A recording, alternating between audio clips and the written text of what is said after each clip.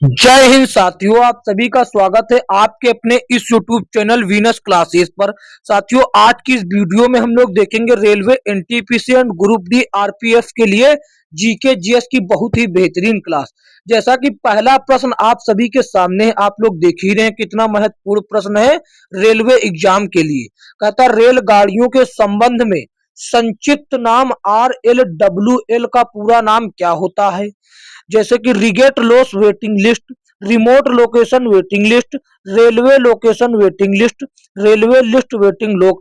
तो साथियों, RLWL का पूरा नाम होता है रिमोट लोकेशन वेटिंग लिस्ट। इसमें साथियों क्या होता है, जब कोई मान लीजिए यात्री टिकट लेता है और ट्रेन की देरी या और समय के कारण वह टिकट कैंसिल कर देता है या किसी कारणवश ट्रेन कैंसिल कर देता है, तो दूसरा यात्री वेटिंग लिस्ट में लगा होता है। तो उन जो दो यात्री जिसने कैंसिल किया और जो वेटिंग लिस्ट में लगा था, वो उन दोनों में से जो पहले आता है सीट उसको मिलती है। यही इसका मतलब है। ऑप्शन बी सही जवाब होता है। देखते हैं अगला प्रश्न। अगला प्रश्न ये रहा साथियों, कहता है कौन सी कंपनी पोस्ट इट और स्कॉच टेप के विकास के साथ संबंधित है। जॉनसन जॉनसन और Johnson, 3M, Unilever, Amazon. Amazon तो आप लोग जानते हैं किससे संबंधित है, ये तो साथियों ऑनलाइन से संबंधित है। जबकि पोस्ट इट और स्कॉच टेप से कौन संबंधित है, 3M। 3M कंपनी साथियों पोस्ट इट और स्कॉच टेप से संबंधित है। यह साथियों चिकित्सा से संबंध रखती है। किससे? चिकित्सा से संबंध रखती है। चिकित्सक औजार और सामान का निर्माण करती है। जॉनसन बच्चों के तेल और खेल का सामान बनाती है। देखते हैं अगला प्रश्न। अगला प्रश्न ये रहा साथियों, कहता है कि मांटेसरी शिक्षा की बुनियादी अवधारणा क्या है। मांटेसरी शिक्षा की बुनियादी अवधारणा क्या है। यात्रा द्वारा खोज करना, स्वप्न देखना, वार्तालाप करना, प्रयोग के माध्यम से स्वयं खोज करना। तो साथियों मांटेसरी शिक्षा का अवधारणा जो है प्रयोग के माध्यम से स्वयं खोज करना। ये साथियों किसने, मांटेसरी शिक्षा पद्धति की जन्मदाता इटली की निवासिनी मारिया मांटेसरी। कौन? इटली की निवासिनी मारिया मांटेसरी। मारिया मांटेसरी थी, उन्हीं के नाम पर यह मांटेसरी शिक्षा साथियों लागू की गई। ऑप्शन डी सही जवाब होगा। देखते हैं अगला प्रश्न। अगला प्रश्न देखिए क्या कहता है, ये रहा। कहता है कि चंडीगढ़ के रॉक गार्डन का विकास किसने किया। ताराचंद, नेकचंद, हिमांशु पारीख, कमल सागर। तो साथियों नेकचंद्र सैनी। किसने? नेकचंद्र सैनी ने। नेकचंद्र, यहाँ पर सैनी भी जोड़ दीजिए तो पूरा नाम हो जाएगा। नेकचंद्र सैनी ने साथियों प्रसिद्ध रॉक गार्डन यानी कि चंडीगढ़ के प्रसिद्ध रॉक गार्डन के शिल्पकार थे। इसलिए साथियों इनको भारत सरकार ने 1984 में पद्म श्री पुरस्कार से सम्मानित किया। ये बात याद रखेंगे। देखते हैं अगला प्रश्न। अगला प्रश्न ये रहा साथियों।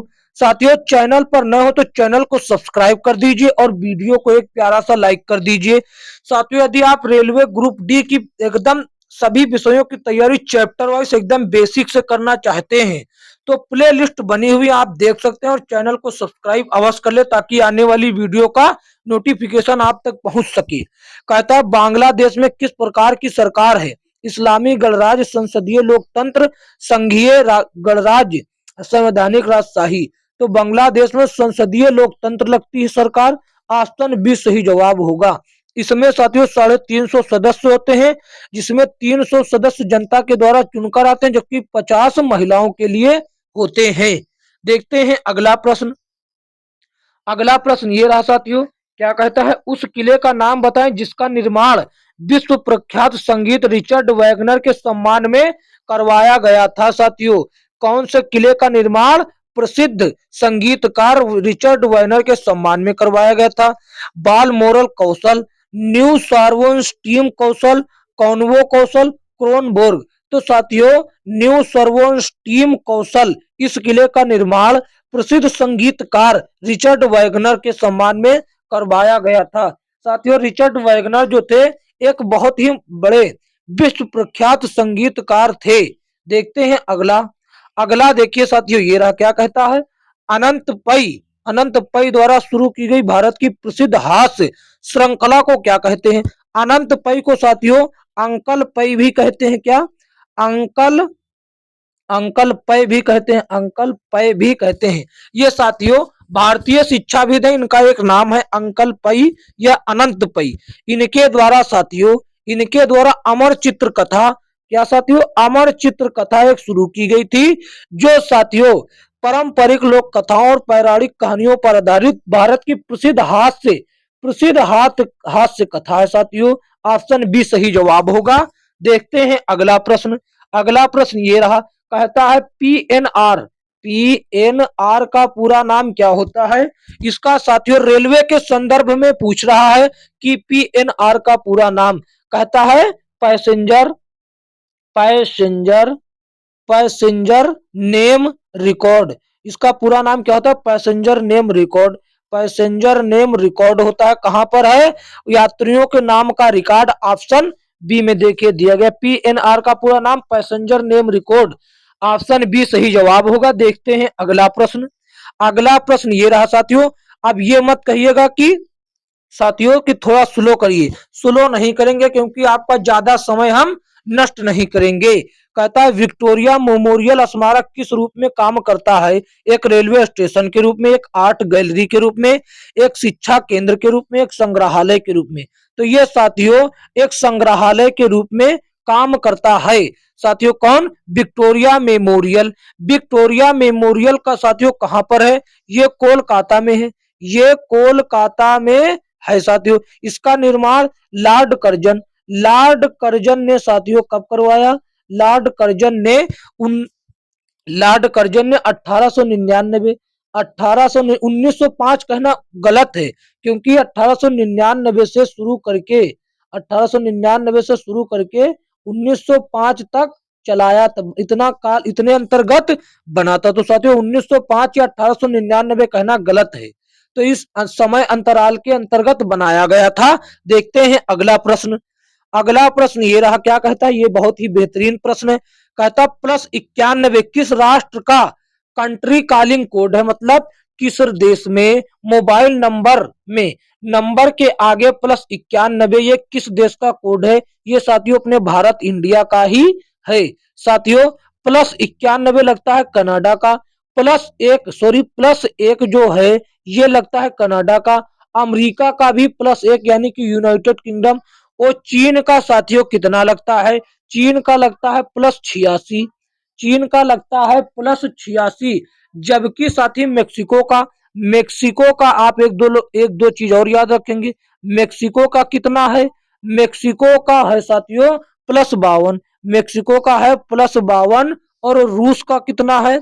रूस का है +7। रूस का है +7। और जबकि साथियों इजराइल का क्या है? इजराइल का क्या है? इजराइल का बच्चा है, बहुत ही इसका बड़ा है, 3 अंक का है। इजराइल का है 7,972 +972। ये इजराइल का कॉलिंग कोड है। और भी है, आप लोग याद कर सकते हैं। देखते हैं अगला प्रश्न। अगला प्रश्न ये रहा साथियों। कहता है कन्फ्यूशियस कौन था? कन्फ्यूशियस कौन था? एक तिब्बत का प्रधान रसोइया, एक चीनी दार्शनिक, चीनी में बसंत और शरद ऋतु का एक प्रसिद्ध चित्रकार, कोरियाई सामंत। तो साथियों ये एक प्रसिद्ध चीनी दार्शनिक था। ये एक प्रसिद्ध चीनी दार्शनिक था। साथियों इसका क्या मानना था? इसका देखिए ये मानना था, उसका कहना था कि भलाई मनुष्य का स्वाभाविक गुण है। भलाई जो है मनुष्य का स्वाभाविक गुण है, यह ईश्वर से प्राप्त होता है, और अतः इस स्वभाव के अनुसार कार्य करना ईश्वर की इच्छा का आदर करना है, और इसके अनुसार कार्य न करना ईश्वर का अपमान है। इसका यह मानना था। साथियों देखते हैं अगला प्रश्न। अगला प्रश्न ये रहा साथियों। कहता है किस देश ने यूएसए को स्टैचू ऑफ लिबर्टी भेंट मतलब उपहार में दिया था? दान में दिया था। किस देश ने? ये आपको बताना है किस देश ने भेंट दी थी स्टैचू ऑफ लिबर्टी। तो साथियों फ्रांस देश ने अमेरिका यानी कि यूएसए को स्टैचू ऑफ लिबर्टी दान में या साथियों कह लीजिए उपहार में दी थी। साथियों कब दी थी? ये दी थी साथियों 1886 में। 1886 में दी गई थी। और स्टेचू ऑफ लिबर्टी को 1884 में यूनेस्को ने विश्व धरोहर की सूची में शामिल किया है। देखते हैं अगला प्रश्न। अगला प्रश्न ये रहा साथियों, कहता है शुरुआती रॉक संगीत रिकॉर्ड करने और प्रमोट करने वाले मूफी संगीत के निर्माता कौन थे? ये साथियों सैम फिलिप्स थे। सैम फिलिप्स साथियों कौन है? सैम फिलिप्स साथियों कौन है? सैम फिलिप्स एक अमेरिकी गायक और गीतकार हैं। सैम फिलिप्स जो हैं एक अमेरिका के महान संगीतकार और गीतकार हैं साथियों, याद रखेंगे। ऑप्शन डी सही जवाब। देखते हैं अगला प्रश्न। अगला प्रश्न कहता है, ये बेहतरीन प्रश्न कहता है, दुनिया की पहली रोबोट प्रतियोगिता किस देश में आयोजित की गई थी? किस देश में आयोजित की गई थी? दक्षिण कोरिया, भारत, स्विट्जरलैंड, रूस। तो साथियों ये करी गई थी दक्षिण कोरिया में। कब करी गई थी? 4 जुलाई 4 जुलाई 4 जुलाई 2018 को। यह प्रश्न उस समय शायद करंट में पूछा गया हो, क्योंकि देखिए ग्रुप डी 2018 में भी यह पूछा गया, एएलपी 2018 में भी पूछा गया, लेकिन उसके बाद 22 में भी पूछा गया। इसका मतलब ये 2 बार तो करंट में पूछा गया, लेकिन फिर थी लगाकर उसने बाद में भी पूछ लिया। अगर साथियों करंट में पूछा गया होता तो हाल ही में या अभी कहा जल्द में ही, तो ये उस समय जल्द में करंट में पूछा गया होगा, लेकिन 22 में लास्ट में थी लगाकर जीके जीएस बना दिया। समझ गए? तो 4 जुलाई 2018 को दक्षिण कोरिया में पहली रोबोट प्रतियोगिता हुई साथियों, स्कीप प्रतियोगिता हुई। ऑप्शन ए सही जवाब होगा। देखते हैं अगला प्रश्न। अगला प्रश्न देखिए क्या कहता है, आर्ट ऑफ लिविंग के प्रस्तावक और प्रचारक कौन है?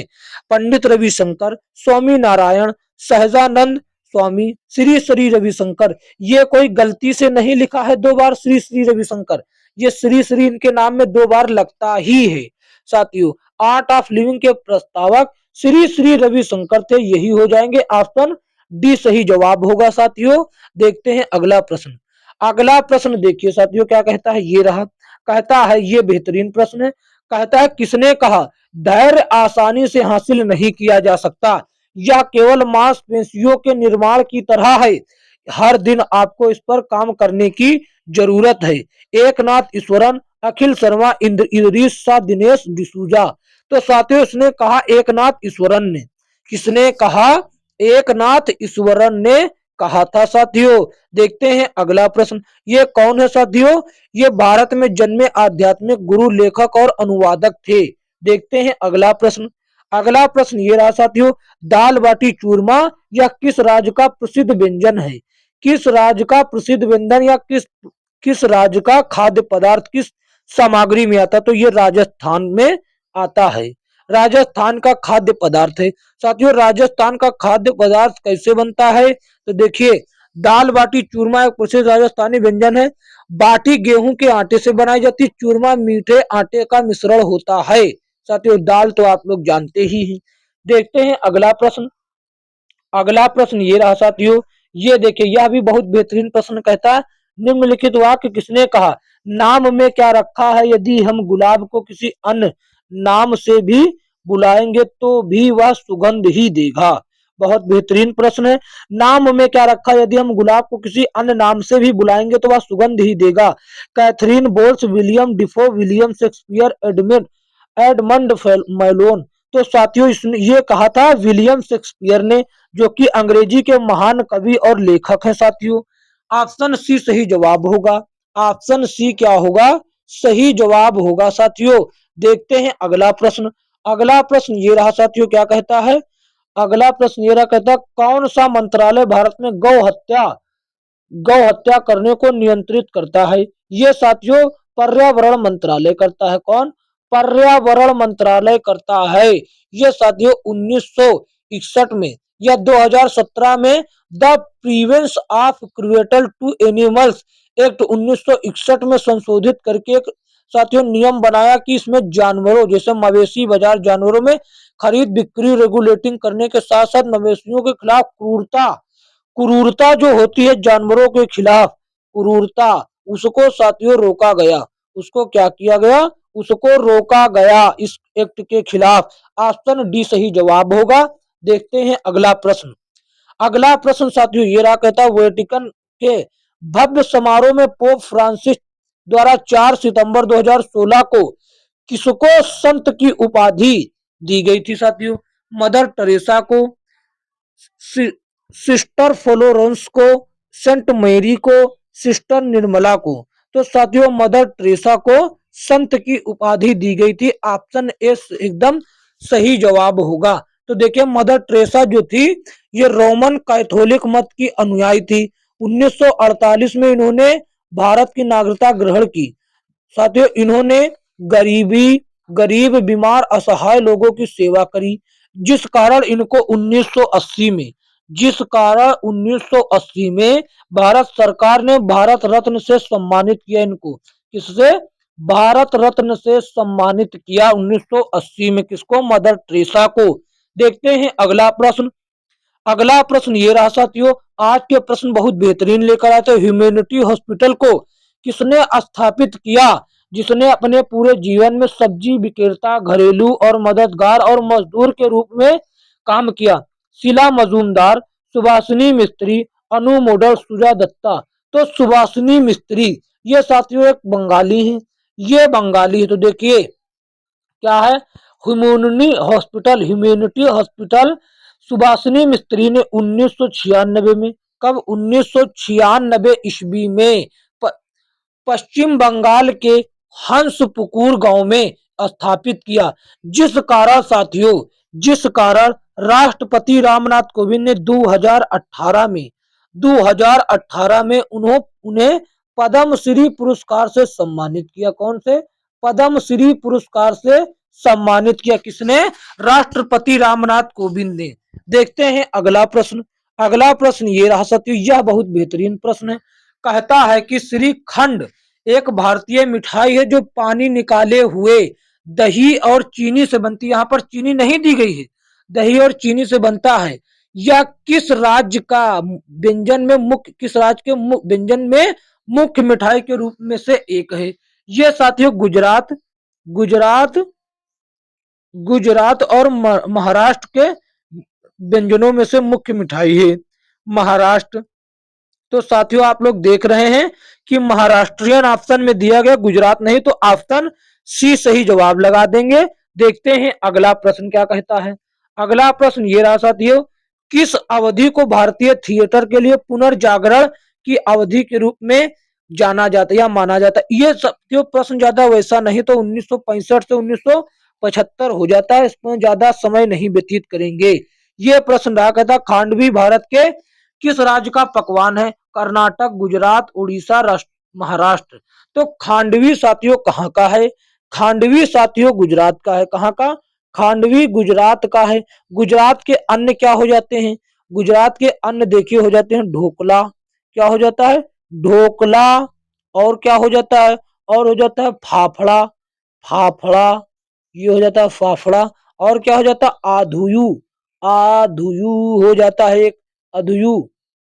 ये सभी गुजरात के मुख्य पकवान के रूप में आते हैं। ये देखिए खांडवी भी गुजरात का है, ढोकला, फाफड़ा, आदि ये याद रखेंगे। देखते हैं अगला। अगला देखिए ढोकला फिर से पूछ दिया, ढोकला अभी बताकर लाए हैं, ये गुजरात का है। गुजरात का ऑप्शन सी सही जवाब। साथियों ये 25 प्रश्न हो गए और ये प्रश्न आपके लिए साथियों छोड़ता हूं, ये प्रश्न आपके लिए होमवर्क। साथियों देखिए कहता है विश्व में सबसे ऊंचा डाकघर कहां पर है? ये साथियों ऑप्शन में असम नहीं हो सकता, ये आपको हिंट दिया। असम नहीं हो सकता, असम तो कदापि नहीं हो सकता। ये आपके लिए होमवर्क रहा साथियों। इसका उत्तर आपको कमेंट में देना है, कमेंट बॉक्स में देना है। समझ गए साथियों? यदि यह वीडियो अच्छा लगा तो इसको एक लाइक करें और प्यारा सा साथियों लाइक करें और कमेंट करके उत्तर जरूर बताएं इसका।